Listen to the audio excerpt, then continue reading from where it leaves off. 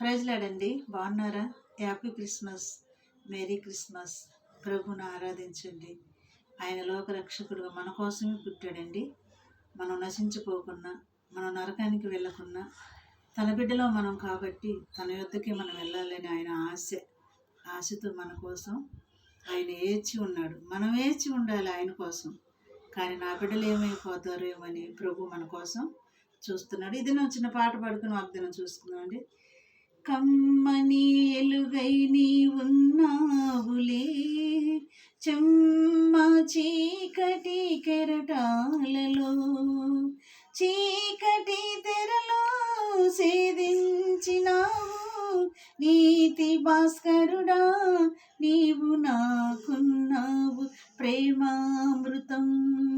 నీ సన్నిధి నిత్యము నా పెన్నిది, నిత్యము నా పెన్నిది.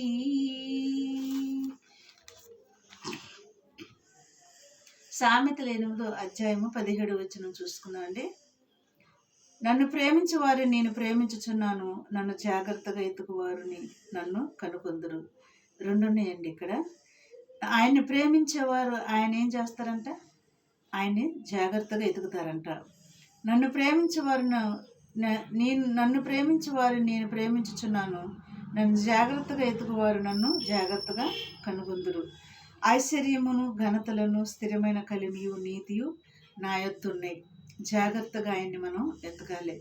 మరి జాగ్రత్తగా మనం ఆయన ఎతికినప్పుడు ఐశ్వర్యము ఘనత నీతి ఆయన యొద్ద ఉన్నదంట. మనకిస్తానికి దేవుడు మన కోసం సిద్ధపరిచుంచాడండి. ఐశ్వర్యము ఘనత నీతి ఆయన యొద్దే ఉన్నాయి.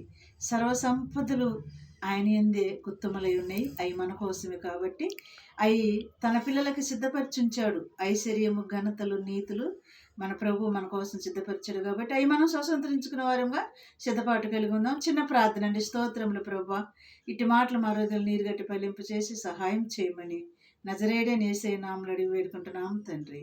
ఆమేన్. God bless you.